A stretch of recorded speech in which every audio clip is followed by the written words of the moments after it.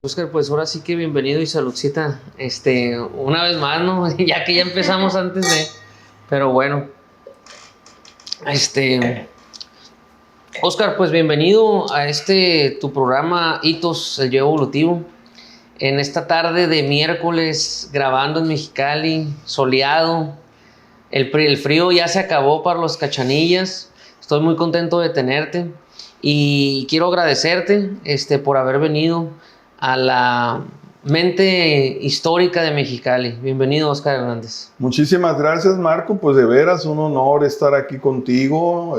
Gente joven, nos interesa mucho que mentalidades jóvenes se acerquen a la historia de Mexicali. Como tú sabes, Mexicali es una ciudad joven. Ahora en el mes de marzo llegamos a 120 años. Entonces realmente es una ciudad, un asentamiento joven. Sin embargo, pues sí tenemos hitos históricos muy interesantes que ya los comentaremos. Así es. Oiga, ahorita que dice ciudad joven, póngame en perspectiva, las otras ciudades, generalmente, ¿cuántos años tienen aquí en México o desde cuándo tiempo se cuenta hacia acá? Bueno, pues hay que recordar desde luego el virreinato español para darte una referencia, ¿no? La gran ciudad de México desde 1521 tenemos ya referencia, y quizá antes todavía Veracruz, ¿no? La Villarrica de la Veracruz. Y bueno, ciudades como Puebla, ciudades como Veracruz, ciudades como Querétaro, son ciudades pues que tienen varias centurias. Estamos hablando de que son Guadalajara misma, ¿verdad? Son centurias. Sucede que acá el proceso de la conquista española pues fue muy difícil por las condiciones, ¿verdad? De la distancia, de la falta de comunicaciones, la aridez de toda nuestra geografía. Entonces acá hizo muy difícil que llegaran estas nociones civilizatorias. Hizo estudios de filosofía en la Facultad de Filosofía y Letras de la UNAM, licenciado en Sociología por la Facultad de Ciencias Sociales y Políticas de la UABC y actualmente es investigador y coordinador del Archivo Histórico de Mexicali. ¿Cómo llegaste a ser esta persona que es la mente histórica, Oscar? ¿Cómo te surgió este interés por la historia? Hoy en día a los niños no les gusta, algunos sí, pero la mayoría batallamos con esto, ¿no? ¿Cómo empieza en ti esta pasión? Fíjate que a mí la historia me ha interesado muchísimo, ¿no? Mucho desde que pues, yo era adolescente, que me aficioné mucho a la lectura, sobre todo de literatura, de filosofía. Sin embargo, esas lecturas me fueron llevando también a la historia, ¿verdad? Porque la historia, lo que dicen los grandes maestros, pues, que es la maestra de la vida. La maestra de la vida, puesto que todos los acontecimientos humanos han quedado registrados ahí, ¿verdad? Desde los tiempos clásicos, ¿verdad? Desde la época de la Grecia clásica, de Roma, todas esas etapas históricas han ido quedando ahí, pues, en la memoria, y han quedado consignadas, ¿verdad? En libros, en manuscritos, en tratados, en toda suerte, pues, de referencias. Entonces, la experiencia humana, toda está reflejada en la historia, ¿no? Por eso se dice que si tú quieres entrarle a un tema de la actualidad, de lo más actual, bueno, pues vete un poco al pasado y verás que ahí vas a hallar ya alguna enseñanza. ¿Es cierto entonces que la historia se repite? No es tan cierto de esa manera. Es decir, el ser humano pues tiene conducta, tiene hábitos, conducta, existencias pues que se pueden dar de manera similar, pero desde luego las épocas son diferentes. Las condiciones Las mismas condiciones, desde luego, en que se dan los acontecimientos, pero pues las catástrofes, las guerras, las epidemias, tú dime, desde los tiempos antiguos tenemos todo esto, ¿verdad? Y hacer filosofía en esta parte, el ponerte a pensar y a dudar acerca de todo y darte y nutrirte, ¿no? Porque esas dudas van alimentando la lectura y va comenzando tu afición en la historia. y decides enfocarte por ahí, y hoy te dedicas a esto, ¿no? Bueno, yo finalmente vine aterrizando en la sociología. Yo soy licenciado en sociología y también con la sociología pues me conecté con la historia, pero ya desde un enfoque diferente. Es decir, la sociología no pierde mucho el tiempo en teorías, en especulaciones abstractas, ¿verdad? A la sociología le interesa la historia para explicar fenómenos sociales, ¿no? Problemas sociales, conductas ya, digamos, colectivas de las sociedades. Entonces, eso ya me acercó, pero a una historia un poco más pragmática, vamos a decir, ¿no? Y ahí voy,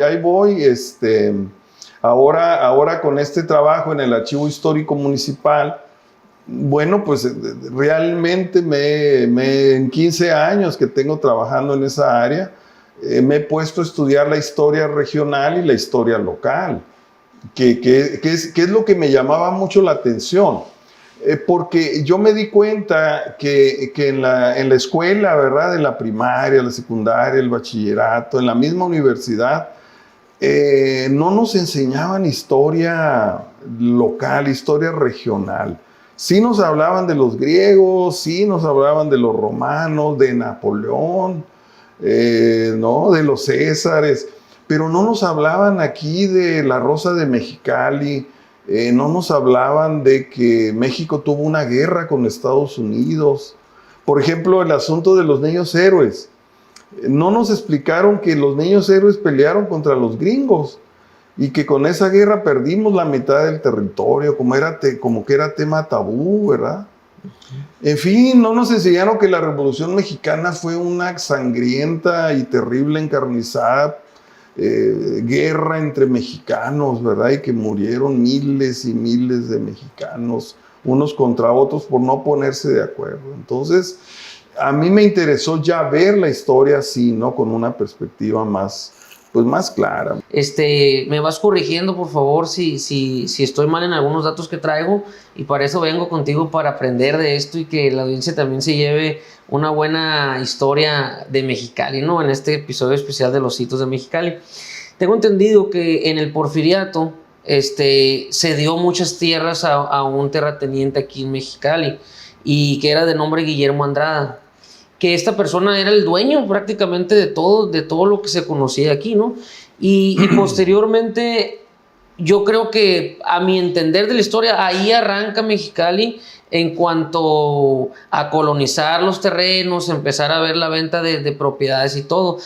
Y quiero que me cuentes cómo una persona se puede hacer de todo de la ciudad, y qué había antes, poquito antes de que llegaba este señor, qué había aquí en Mexicali antes. En esta zona árida, semidesértica, no se explica la vida sin el río Colorado. Los grupos aborígenes y humanos van a ser las etnias que poblaron estos valles y desiertos del río Colorado. La única forma de conocer toda esta zona era esa: valles y desiertos del río Colorado. De hecho, el primer nombre que tuvo Mexicali era el río. No, antes de llamarse Mexicali, la gente le decía el río. ¿Por qué? Porque el río Colorado precisamente posibilitó que las etnias yumanas, los quechan, los cucapá y varios otros grupos llegaran hace 800, 1000 años y se asentaran en las márgenes del río Colorado. ¿Por qué? Porque donde hay agua, pues se posibilita la existencia humana. En un desierto, pues sin agua no vive nadie. Entonces van a ser esas etnias aborígenes, los cucapá, los primeros pobladores de esta región, ¿verdad? Ellos van a cazar, recolectar, a pescar y van a vivir de acuerdo a las leyes de la naturaleza, ¿verdad? Ellos van a ser pues los primeros pobladores de esta vastísima zona, ¿no? Y van a vivir de acuerdo a sus leyes naturales, ¿verdad? Van a vivir de acuerdo a esos ritos funerarios, a sus cantos, a sus bailes. Hay muchas historias de los cucapá. Lo que ahora hacen las damas que van al spa, Y se ponen mascarillas. Bueno, pues ellos se ponen en todo el cuerpo porque de esa manera los rayos del sol no los castigaban tanto. Ahí ya va a aparecer el personaje este que tú mencionaste, ¿no? Don Guillermo Andrade. Guillermo Andrade. Guillermo Andrade va a ser un sonorense, hijo de banqueros, educado en Europa, y que va a trabajar él pues para el gobierno de Porfirio Díaz, ¿verdad? Entonces aquí descubre que en esta región del delta del Colorado hay 3 elementos y que con esos elementos se puede hacer negocios. Aquí se pueden hacer buenos business. En primer lugar, hay mucha agua de gran calidad, agua del río Colorado. Ahí hay agua a morir. Y luego vio que los aborígenes Cucapá, como sin querer queriendo, pues resulta que sembraban calabazas y sandías. ¿Por qué? Porque la tierra estaba húmeda y solo salía todo. Entonces dijo, hey, ahí hay potencial. Ahí hay potencial. Y luego, él era muy amigo de Porfirio Díaz. Porfirio Díaz emite una ley que se llama la enajenación de los terrenos baldíos. Los terrenos baldíos, pues pues eran todos estos, ¿verdad? Y tú me puedes decir, oye, pero ¿y los indios qué?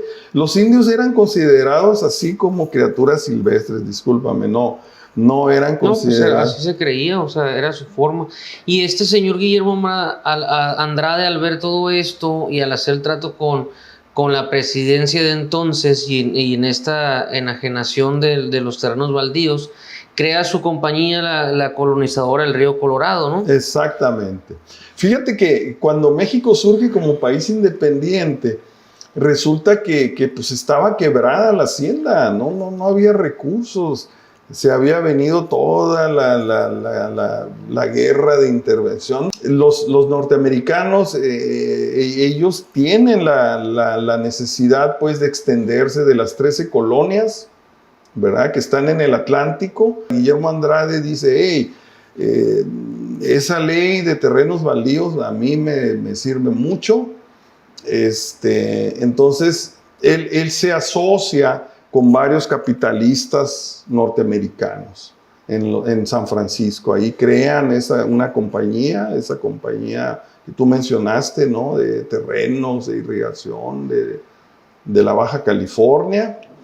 Y que finalmente termina por morir después de que mueren algunos de sus inversionistas. Claro. Y a raíz de eso se crea la Colorado Riverland Company, ¿no? Que a la postre pues fue lo máximo, ¿no? Lo máximo en cuanto a tierras y todo.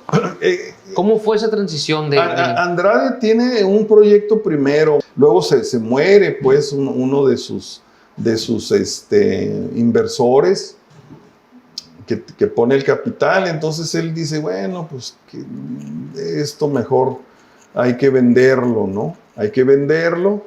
Y para esto, pues ya hay grandes corporativos interesados, ¿no?, en la conquista del salvaje oeste, ¿no?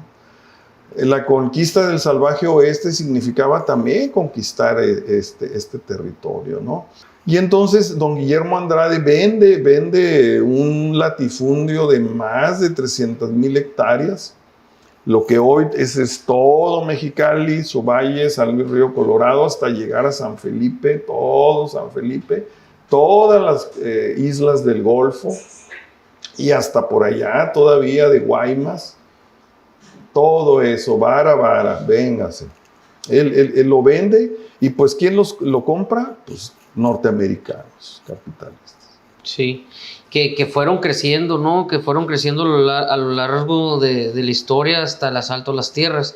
Que de ahí sale la Colorado Riverland Company, ¿verdad? Que adquiere. Y esta fue la compañía que trajo a la mayor parte de los chinos aquí en México.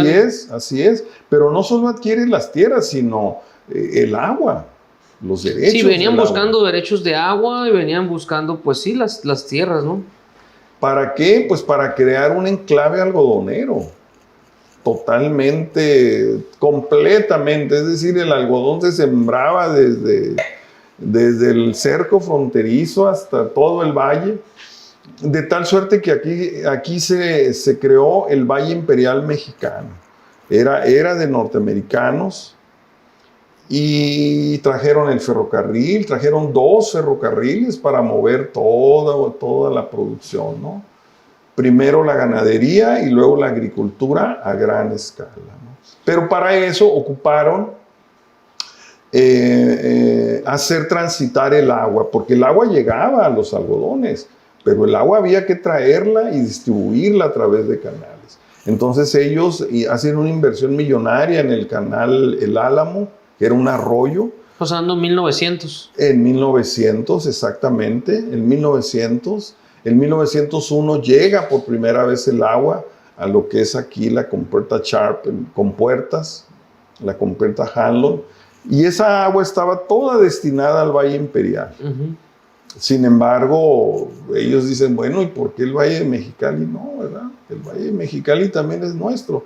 De hecho, Anthony Hibbert es el que compra aquí las 187 hectáreas y él es el fundador de Mexicali. Anthony Hibbert. Él era el presidente. Que va relacionado a la ciudad de acá de Hibbert. Es lo mismo. Claro. Se llama en honor de él, claro. Ahora lo sabemos. Sí. Anthony Hibbert es el presidente de la California Development Company, ¿no? Entonces él dice, ahí va a haber negocios, va a haber un ferrocarril, va a haber una gran producción agropecuaria y se va a crear un pueblo que se va a llamar Mexicali. A Mexicali lo bautizó un publicista norteamericano que era el jefe de ¿cómo se llama? De publicidad de la California Development Company, ¿verdad? Ahorita me voy a acordar de... Y viene en alusión a que es México y California, Mexicali, por un juego de palabras, y Calexico, que es la ciudad vecina, ¿no? Ajá. Significa donde termina California y empieza México. Y al revés es donde termina México y empieza California, ¿verdad? Ajá. Y ahorita me acuerdo del nombre de esa persona, ¿no? Oye, entonces ya para 1900 que ya estaban llegando el agua, las compañías ya estaban ahí instalándose, hacen los canales de irrigación, traen mano de obra china, hindú, japonesa, demás mexicanos del centro de la República. Así es. Empieza a lotificarse, empiezan a trabajar, empiezan a sembrar, la ciudad va creciendo, se extiende. Va terminando también el porfiriato, por ahí ya vamos a hablar de 1910, 1911. Vienen los hermanos Flores Magón a asaltar las tierras, a derrocar a los últimos del ejército que estaba ahí. ¿Y qué sucede después? ¿Cómo es el auge para llegar a los años dorados de los años 20? ¿Qué está sucediendo? Mira, no por nada la calle principal de Mexicali, la Main Street, bueno, sí, la Main Street se llamaba Porfirio Díaz. Así se llamó. Desde que se hizo el primer plano, que lo hizo el ingeniero Charles Robinson Radwood, que trabajaba para el señor Hibbert en la California Development Company, allí la Main Street se llamó Porfirio Díaz. Y hubo incluso un regidor que propuso que el Mexicali se debía de llamar Ciudad Porfirio Díaz. ¿Por qué? Porque Porfirio Díaz, haz de cuenta que entregó como regalo el pueblo de Mexicali a los inversionistas norteamericanos. Y me han dicho, bueno, pero ¿qué onda? ¿Y qué onda con los mexicanos? Pues del centro de la República, ¿quién se iba a interesar en venir a invertir acá? No, digo, de entrada por la lejanía y el calor, o sea, el calor es tremendo. Para quienes no saben, pues Mexicali llegamos a 45, 50 grados en verano, ¿no? Entonces... ¿Y qué tal con Los Ángeles y con San Francisco, que son centros metropolitanos? ¿Y qué tal que California es la locomotora del progreso a la cual se tiene que pegar Mexicali? No hay de otra. Nosotros no nos podemos pegar al centro de la República Mexicana. Allá Volteamos al todavía se norte están nosotros. peleando y se están dando golpes. Y aquí los gringos, money talks, ellos dicen acá hay dinero. Bueno, ¿qué pasa? Bueno, que los norteamericanos llegan pues y a invertir obras de irrigación tremendamente. Y traen a los chinos, ¿verdad? De San Francisco en el ferrocarril. Los chinos vienen como jornaleros. Es la primera oleada de chinos pobres, jornaleros. Porque luego van a llegar chinos ricos, chinos inversionistas, que son los que van a crear la chinesca. Y luego, pues desde luego hindúes, japoneses y desde luego mexicanos, ¿verdad? Uno que otro mexicano que subía de allá del sur de la Baja Nayarit, California, Michoacán, que subían de Sinaloa. allá de Santa Rosalía, del sur de la Baja, ¿verdad? Que venían de Sonora, que llegaban de Sinaloa. Había barquitos de cabotaje, ¿no? Que salían de La Paz y Topolobampo y Guaymas y San Felipe, Mexicali.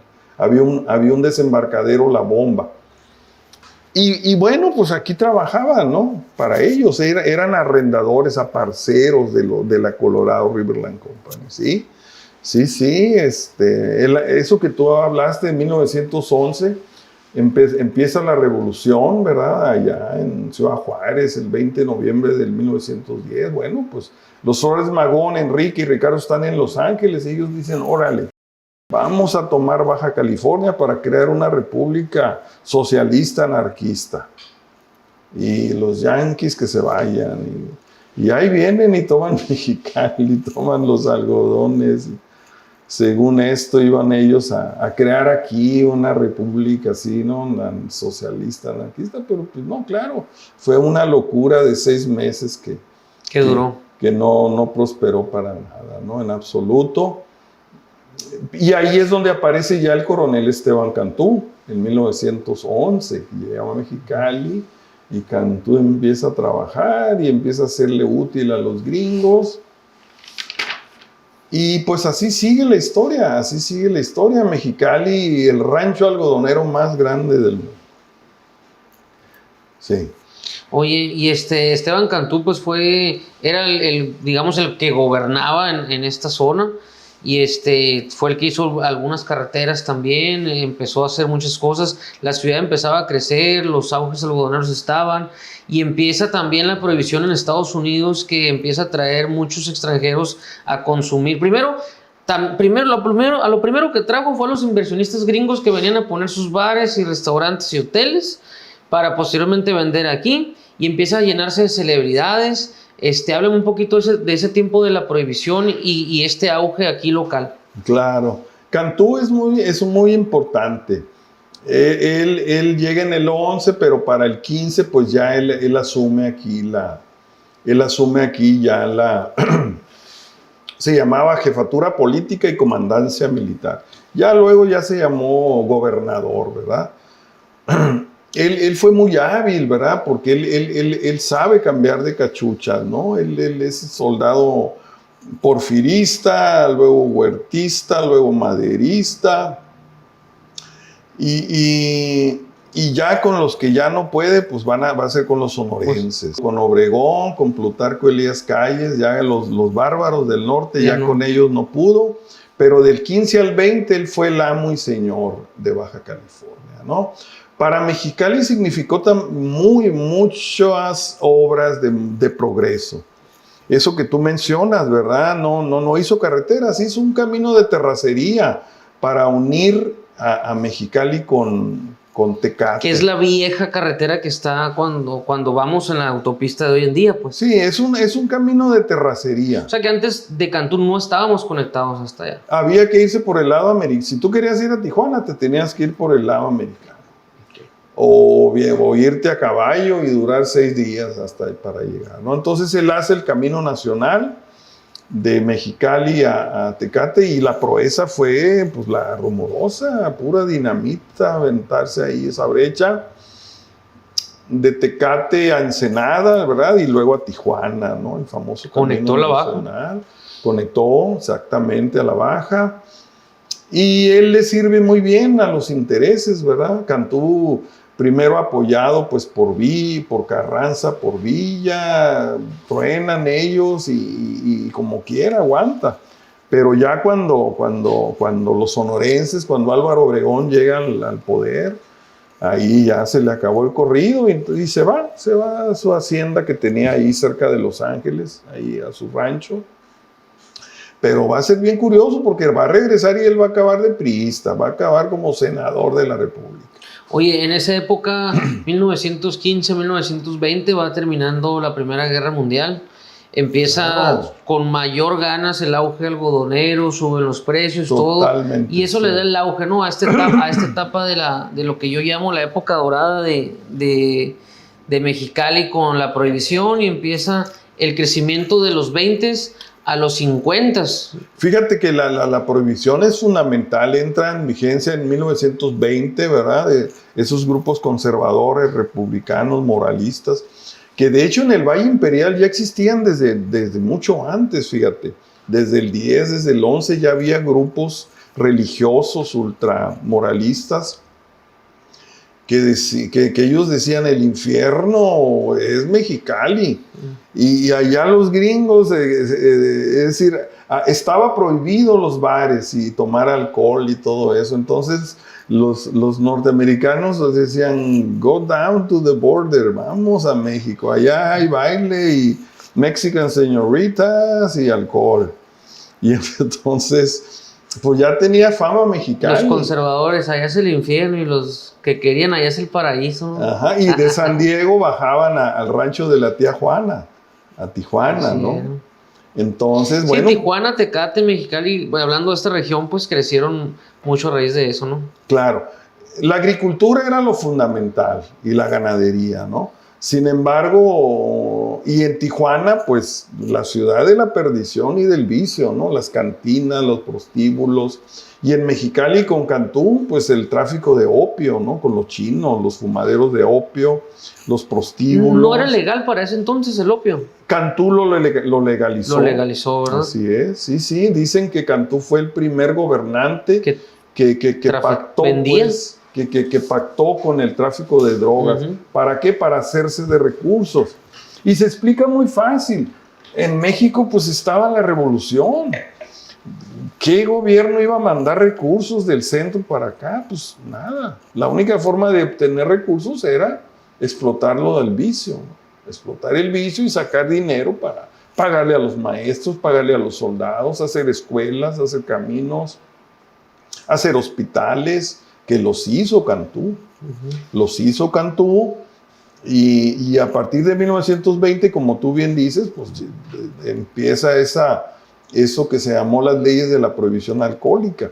Y para Mexicali significó que un gran desarrollo turístico, ¿no? Turístico, es decir, en la zona que hoy es la zona centro de Mexicali. Yo me imagino que era tipo Las Vegas, ¿no? Para entonces. Así es, era las primeras Vegas, es decir, casinos, restaurantes, variedades, baile, alcohol, opio, el México salvaje, ¿no? Y luego se da también el inicio de Hollywood, pues también como la meca del cine, ¿no?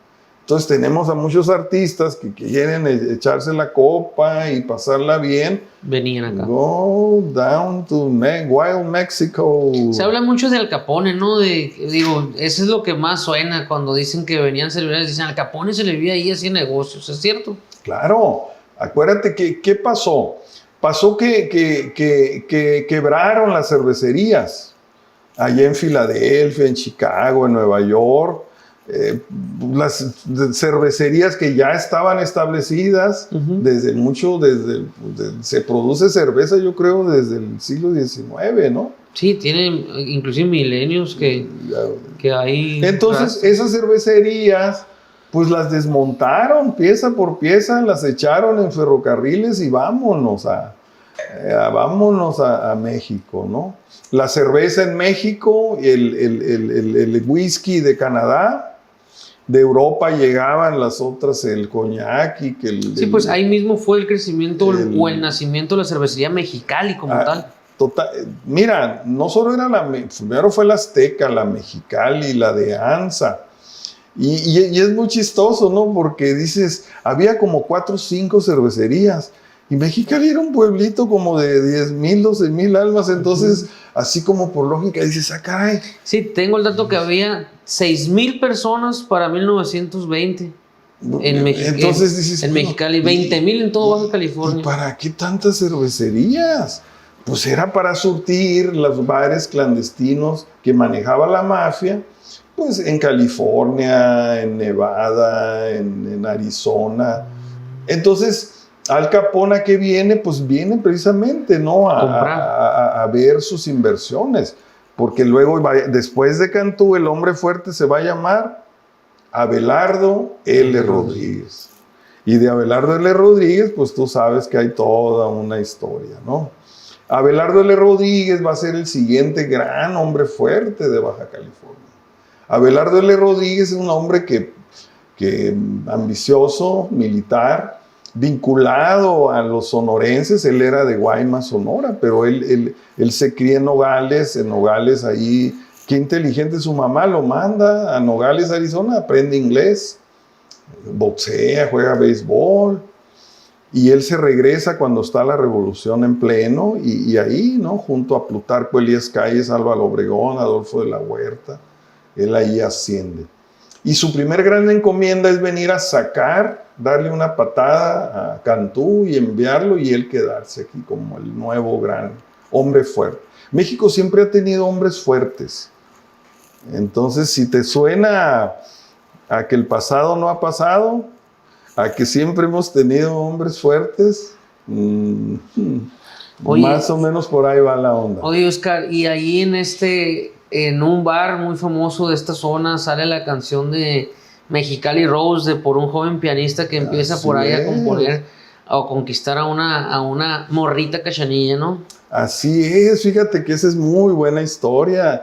¿Por qué crees que me gusta tanto la historia? Porque está llena de relatos así sabrosos. Ese es un gran relato también, el cabaret imperial, el joven pianista Jack Bettany, que no estaba tan joven, ¿no? Ya era treintón, ya estaba casado él allá en Los Ángeles, nomás que pues allá las gringas se queda y él se viene acá. Y resulta que aquí conoce a Rosita, que era una muchacha sinaloense, así güerita, muy bella, muy joven. Y pues ándale que le compone el vals Mexicali Rose.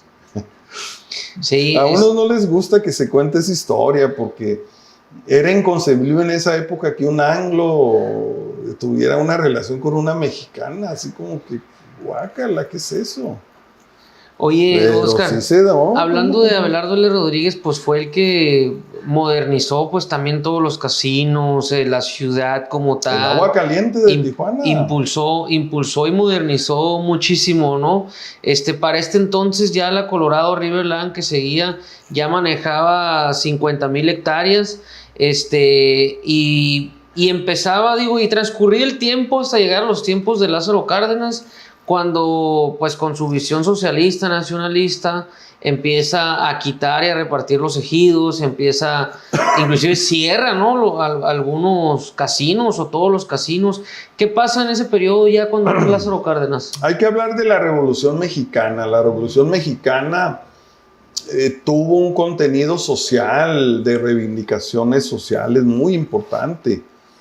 Esta Revolución Mexicana que fue terrible, sangrienta, ¿no? De 1910 hasta el 17, pero todavía en los 20 andaban peleándose por ahí, ¿no? Y esta Revolución Mexicana tuvo muchas demandas, por ejemplo, y muchas causas justas, ¿no? Para obreros, para campesinos, para las clases marginadas, para los indígenas. Y el lema zapatista, ¿no? La tierra es de quien la trabaja, ¿no? Y la tierra debe ser de los hacendados de vuelta a las comunidades, ¿no? A las comunidades originarias. Zapata, Villa, todos estos caudillos, ¿no? Madero que también manejó la posibilidad de que México fuera democrático, fíjate. Apenas en el año 2000 tuvimos alternancia en el poder, entonces algo que la democracia en México siempre se ha batallado. Bueno, sin embargo, hay un capítulo que tiene que ver con la mexicanización de las tierras, es decir, las tierras deben de dejar de ser de los extranjeros y deben de ser de los mexicanos. Y Lázaro Cárdenas va a tener ese ideario de la Revolución Mexicana. Cuando él lanza su candidatura, primero se tronó a Plutarco Elías Calles, que ese era hombre fuerte, pero Lázaro salió más fuerte. Y me lo pone y me lo manda a San Diego, que se la pasaba en Ensenada, ahí con Abelardo, precisamente, ahí en el Sausal. Cuando vayan a Ensenada, vayan a conocer ahí la mansión que tenía Abelardo. Entonces, cuando él viene en su campaña presidencial de proselitismo para las elecciones, llega a Mexicali, lo llevan al valle y ahí ve que las tierras son de gringos, los arrendatarios son chinos, son japoneses, y los mexicanos pues resulta que son jornaleros y viven ahí en unas chozas espantosas y están muy mal. Entonces él dice, bueno, pues qué onda, o sea, entonces él promueve la reforma agraria cardenista. Es decir, él dice, las tierras que pertenecen a latifundistas, a familias que venían desde la época de la colonia, ¿no? Y que despojaron a los indígenas, que despojaron a los grupos originarios. Y en el Valle de Mexicali, que las tierras eran de gringos y el agua era de gringos, dijo, esas tierras se van a mexicanizar y se van a crear ejidos colectivos con familias mexicanas. Y así fue. Y fue un poco después ya, inclusive los nombres, hoy en día el Valle Mexicali tiene nombres, Nuevo León, Sinaloa, el Monterrey, el Toluca. Se da porque al repartir esos ejidos traen a gente y nombran a estas pedazos de tierra de donde venían, ¿no? Así es, porque también él nos une a la República Mexicana a través del ferrocarril Sonora, Baja California. Uh-huh. Aquí todavía hubo 2 ferrocarriles, todavía funcionaba el Intercalifornia, que era gringo. Después hubo el Intercalifornia del Sur, que también era gringo. Pero ¿qué te cuento? Todavía hay un ferrocarril y volvió a ser gringo. Que todos los días pasa por aquí, se llama Kansas City Southern. Porque hubo algo que se llamó el neoliberalismo, que vendió todo lo que era del Estado mexicano. Pero eso ya es otra historia. Otro cuento, ¿no? Ok. Lázaro Cárdenas, entonces, él hace esta reforma agraria cardenista. Y el 27 de enero del 37, los jornaleros toman las tierras donde... Toman las tierras. Creo que fue un hito muy importante, ¿verdad, Oscar? Claro. Creo que es el conjunto de y de 5 años después, con el programa Braceros, que empiezan... El programa Braceros era este programa donde la gente se estaba yendo a la Segunda Guerra Mundial, los americanos, la mano de obra americana, y empiezan a hacer este programa para traer mano de obra para trabajar las tierras americanas, y trajeron a mexicanos y trajeron a extranjeros, pues. Entonces, cuando va terminando el programa Braceros, toda esta gente también regresa a Mexicali, ¿no? Y aquí se hace muy multicultural. Los ejidos, el programa Braceros, se hace una mezcolanza, ¿no? Sí, mira, el Valle de Mexicali realmente se empezó a poblar con mexicanos. Y tú lo mencionas muy bien, Marco. Llegaron de Veracruz, de Tabasco, llegaron de Tamaulipas. ¿Por qué? Porque también se creó el ferrocarril Sonora, Baja California. Anterior a ese ferrocarril era muy difícil llegar. Los que venían del sur de la República tenían que irse a Ciudad Juárez, al Paso, y luego por el lado americano llegar hasta Caléxico, ¿no? O bien por barco, a Ensenada, a San Felipe. Era muy difícil. Ese ferrocarril nos unió, y a través de ese ferrocarril llegaron estas familias, ¿no? de todos lados. Y con eso, pues el Valle de Mexicali cambia de fisonomía, ¿no? Aquí y ese gran cambio nos va a permitir dejar de ser un territorio en el cual no podíamos votar y elegir a nuestros gobernantes. Ya tuvimos población y ya para los años 50 pues ya pudimos ser Estado libre y soberano, ¿no? Oye, que había un solo partido, el partido de Estado, pero sin embargo pues se hacía la faramalla de que íbamos a votar, ¿no? En fin, pero tú me hablaste del programa de Braceros. No, de que eso fue formando, ¿no? Para llegar, para que se poblara la ciudad. Y ahorita que dices, si llegara a los años 50, donde ya había gente muy rica en Mexicali, de toda la fiebre algodonera que hubo desde de lo que estábamos platicando, ya se empieza a constituir la Constitución de Baja California por primera vez, se establece ya como tal la Baja, y creo que en esa época, en los 50s, que fue el mayor auge que tuvo Mexicali. Posteriormente a eso también ¿qué estaba ocurriendo? Empezó Esteban Cantú. Tú lo mencionas muy bien, Marco, de que pues Estados Unidos se embarca en la Segunda Guerra Mundial, y lo mencionaste muy bien, pues los hombres se van jóvenes a los frentes de batalla, ¿no? A Europa, Japón, todo eso. Y entonces hace falta mano de obra, ¿verdad? Para los campos agrícolas, para las fábricas, para todo lo que es la infraestructura norteamericana. Y entonces se va a firmar este acuerdo del programa de Braceros, que van a ser jóvenes mexicanos, ¿no? Que van a venir y que se van a ser contratados y legalmente van a pasar a trabajar. Cuando concluye la guerra, por allá del año 45, estos braceros son ¿cómo se llama? Son devueltos. Y estos los ponen aquí en los puntos fronterizos. Entonces ellos ya no se quieren Oscar, regresar. Creo que tú eres de aquí en Mexicali. Sí, yo nací aquí, hijo de migrantes, obviamente. Igual que venían a estos programas, me imagino.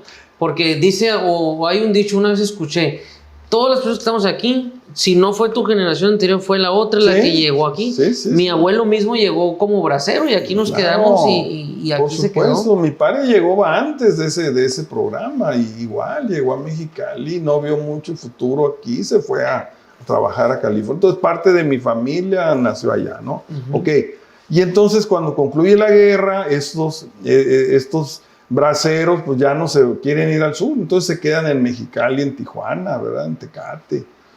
Y con eso también se incrementó la población y hubo que crear nuevas colonias, ¿verdad? Hubo que crear colonias nuevas, las Progar, la Independencia, la Baja California, para darle casa, darle dónde habitar, ¿no? A todos estos expatriados.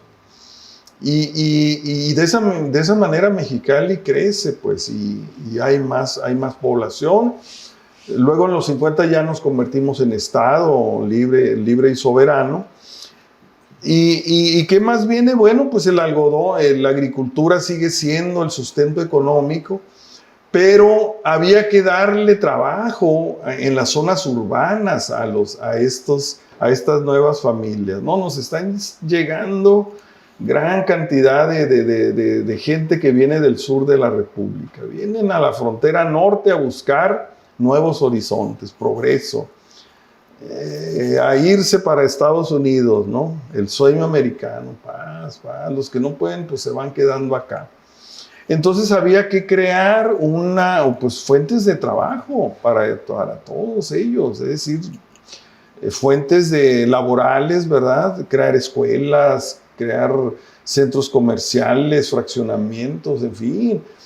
Abrir tierras de cultivo que dejaran de ser tierras agrícolas para que se convirtieran en terrenos habitacionales. Y fue tremendo y sigue siendo, fíjate, a un promedio de 5 o 10 hectáreas, ¿verdad? Diarias dejaban de ser zonas agrícolas y se convertían en zonas habitacionales. Y ahorita lo vemos aquí en el ejido Puebla, el ejido Michoacán. Sí, ya la ciudad alcanzó todo eso. Pues en los 90 que era el nuevo Mexicali, y ahorita ya todo eso, Islas Agrarias, toda esa parte ha ido quedando. Pues ahorita que dices que en este crecimiento de los 50, a raíz de toda la población que ya venía creciendo, del programa Bracero, de todo lo que venimos hablando, se crea la UABC, se empieza el Canal 3, empiezan a crearse instituciones, se crea el aeropuerto. Así es. Empieza este crecimiento y hay un declive para los años 60, donde tengo entendido que el algodón empieza a pasar a segundo término o a tercero o hasta incluso a desaparecer porque empiezan de moda las fibras sintéticas. Así es. Después de los años 60 y empieza una crisis acá en la zona, me imagino, y nos vemos obligados a moldearnos como sociedad. El gobierno americano, el gobierno mexicano van identificando estas necesidades, estos cambios en la sociedad y empiezan a verse la transformación de la agricultura a la manufactura. Exactamente. ¿Cómo fue esa transición de los 50 a los 60? Exactamente, lo mencionas muy bien. Había que dar empleo en la ciudad, ¿verdad? A muchas familias, ¿verdad? Que estaban buscando dónde emplearse. Perdón, Oscar, ahorita te mencionaba, si para 1920 había 20,000 personas en Baja California, para los 50 estamos hablando de 125,000 personas. Sí, claro que sí. O sea, habíamos crecido enormemente cada década, ¿no? Claro, cada década se duplicaba la población, se empezó a triplicar, o sea, tremendo, ¿no? La Baja California se convirtió en un imán. De hecho, toda la franja fronteriza norte, o sea, atrajo a miles y miles de personas que huían de la pobreza, de sus pequeñas comunidades rurales, ¿verdad? Que pues no, es que también no era el ciclo progreso. de los negocios de entonces, como vemos cómo van desapareciendo algunos oficios. Pues si el algodón era lo que sustentaba a toda la sociedad y ya no se vende, empieza a haber crisis, hay migración, empieza a irse la gente a buscar horizontes. Y por eso te decía que creo que los gobiernos detectaron muy bien, ¿no? Para hacer este decreto de ya entrar a lo más industrial. Claro, se crea el programa de maquiladoras. Ahí este programa de maquiladoras es un programa americano para trabajar las empresas acá o parte de los visionarios empresarios cachanillas de la época. Hay fundadores de la ciudad de Mexicali que se consideran, ¿no? Rodolfo Nelson, el señor Armando Gallego, Mario Hernández, algunos otros. ¿Tienen que ver con esta creación de la ciudad? ¿Qué es primero ellos o el decreto? ¿A raíz de estos decretos salen estos empresarios? ¿Cómo funciona? Fíjate que ese fue un programa del gobierno federal. Okay. El gobierno federal crea un programa de maquiladoras para la franja fronteriza norte. No solo Baja California, sino Chihuahua, Sonora, parcialmente, ¿verdad? Sí, es un programa del gobierno federal precisamente para tratar de arraigar a la población en las ciudades, ¿no? Porque la migración hacia los Estados Unidos empezó a ser tremendamente agresiva y los mismos empresarios norteamericanos decían, bueno, ¿qué onda? Vienen a buscar chamba acá, pues vámonos poniendo la chamba ya. Y sirve que nos ahorramos una gran cantidad de recursos, puesto que allá los salarios pues son mucho más bajos que en la Unión Americana, ¿no? Y así se crea, ¿no? El programa de maquiladoras, ¿verdad? Que eran en primer lugar la maquila muy rudimentaria, ¿no? De textil, ¿verdad? Sí, ropa. Ropa, ajá, y poco a poco fue evolucionando a lo eléctrico, electrónico y ahora hasta llegar hoy a procesos. No, pues ya muy especializados y tecnológicos. De alta tecnología, ¿no? Tecnología. Muy sofisticados, lo aeroespacial, en fin. Y lo mencionaste también muy bien, Marco, de que la fibra algodonera tiene una gran crisis, ¿verdad?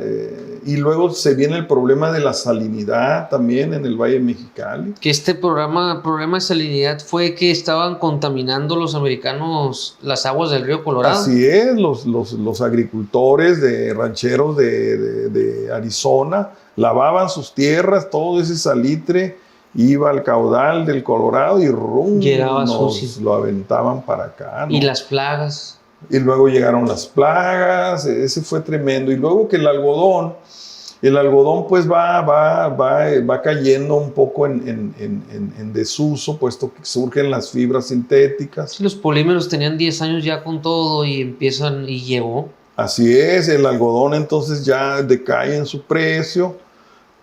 Y el Valle de Mexicali pues ya empieza a sufrir ahí un gran deterioro, ¿verdad? Pero va a surgir esta cuestión de los parques industriales, ¿no? Y esos personajes que tú mencionaste, ¿verdad? Sí, me faltaron, Oscar, les faltan los Guajardo. Los Guajardo, Nelson, todos esos hombres visionarios. Martínez Palomera. Desde luego, don Eduardo Martínez Palomera, ¿verdad? Que van a crear esos famosos parques industriales, ¿verdad? Y que le van a dar empleo. Pues, y a la postre transformaron a lo que es Mexicali hoy en día, claro, ¿no? Se crean los parques, sí. Se crea Kenworth para entonces. Por supuesto. En los 60 llega el CETIS Universidad. Así es, sí. Se sigue expandiendo Mexicali.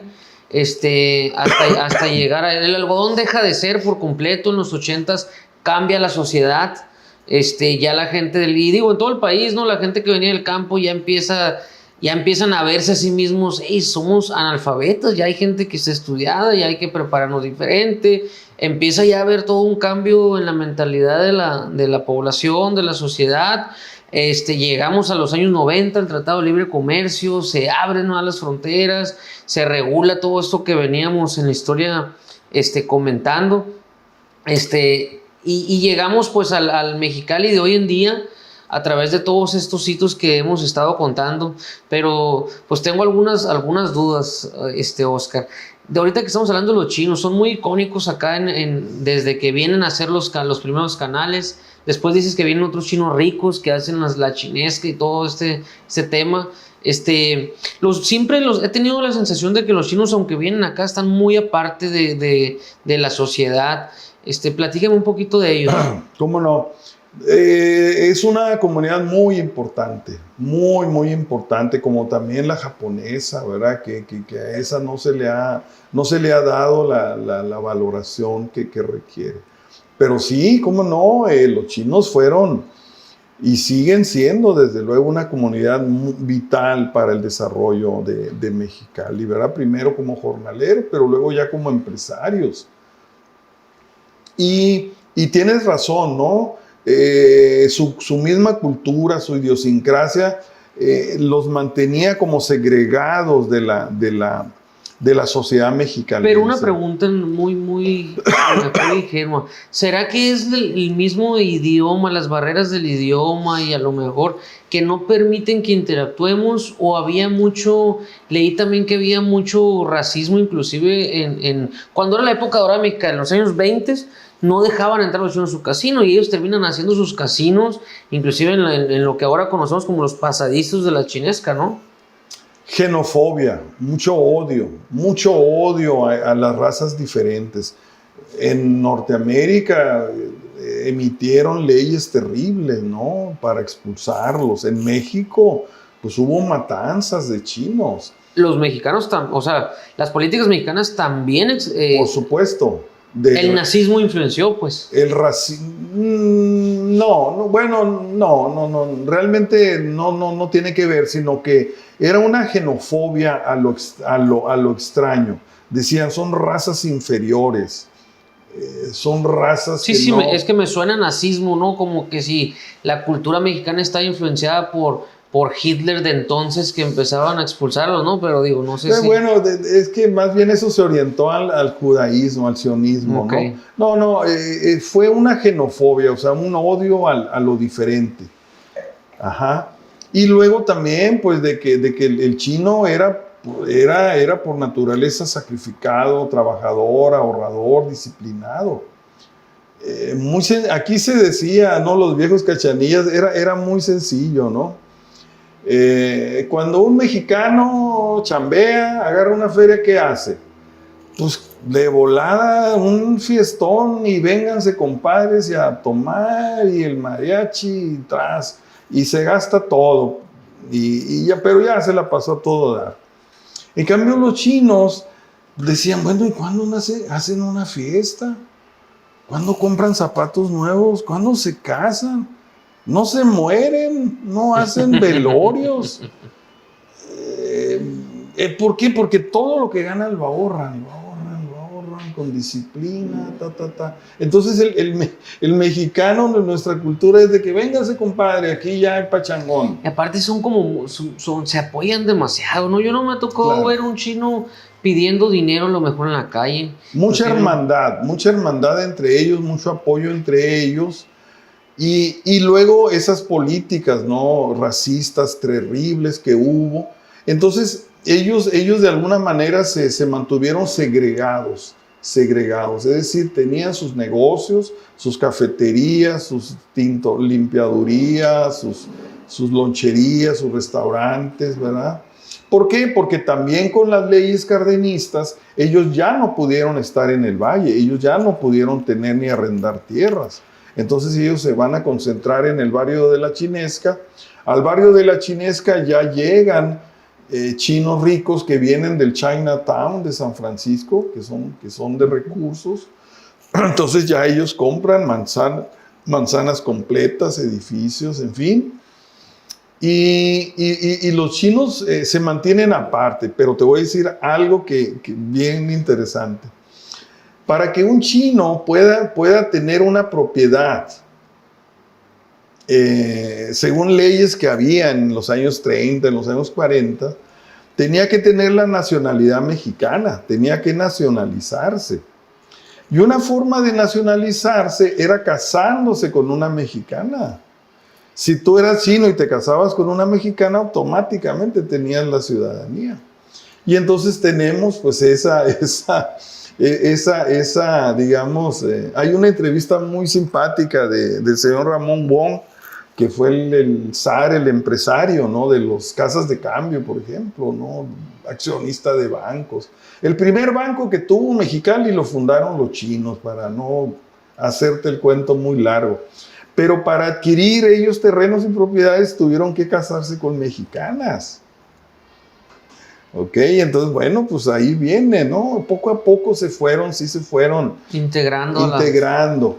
Pero a últimos años, bueno, pues ya hemos visto que la comunidad china, pues ya se ha abierto, ¿no? Y ya sí, ya ahorita con esta conectada. apertura de la chinesca y todo esta de la asociación china que están haciendo, se van integrando cada vez más y pues sí, para nosotros que hemos crecido aquí en Mexicali son parte de nosotros, o sea... No? Cuando volteamos a ver las caras de los cachanillas, hay caras chinas, inevitablemente. Entonces, claro, ellos están aquí, pues qué bueno que se ha acabado todo este racismo que ahora dices. Esperemos que ahora con los haitianos y todo lo que está llegando no vuelvan esos sentimientos nacionalistas, sino que haya hermandad y apoyo, ¿no? Sí, para los hermanos. Sí. Esa xenofobia terrible, sí, el racismo es horrendo. Yo ya hablé mucho, no sé qué nos falta. Ahí, pues, para cerrar el tema, para cerrar el podcast del día de hoy, los chinos nos dejan esta herencia de la comida china y los mexicanos nos dejan también la herencia de la cerveza artesanal, que hoy también es algo muy clásico, icónico aquí, ¿no? Fíjate que el tema de la cerveza artesanal no es tan nuevo como se cree. Mi padre pues ya falleció y ya era una persona mayor, pero él platicaba que durante la Segunda Guerra Mundial se escasearon todo tipo de mercancías, llantas, ropa, zapatos, incluso la cerveza, ¿no? Porque los ingredientes de la cerveza se utilizaban para otras cosas, ¿no? Pero él decía que si tú ibas al centro California o a San Diego, tú podías comprar en una farmacia un kit para hacer tu propia cerveza en tu casa. Entonces, que te vendían el saquito de ¿Qué lleva? Pues la malta y la cebada, malta, no sé qué otra cosa lleva, ¿no? Bueno, y que tú pues ya te traías tu kit y tú en tu casa bolas, te hacías tu cheve, ¿no? Desde ahí empezaba. Que daba para locos, ¿no? Que tú un vaso te ponías... Sí, realmente en Estados Unidos empieza esto del artesanal, pero en México se potencializa a raíz de Mexicali. Mexicali fue la punta de lanza, ¿no? Claro, la cervecería de Mexicali. Oye, fíjate, por cierto, este año vamos a tener el centenario de la melodía Mexicali Roads de la cervecería de Mexicali, que se funda en 1923 y que la Rosa de Mexicali se interpreta en 1923, 100 años.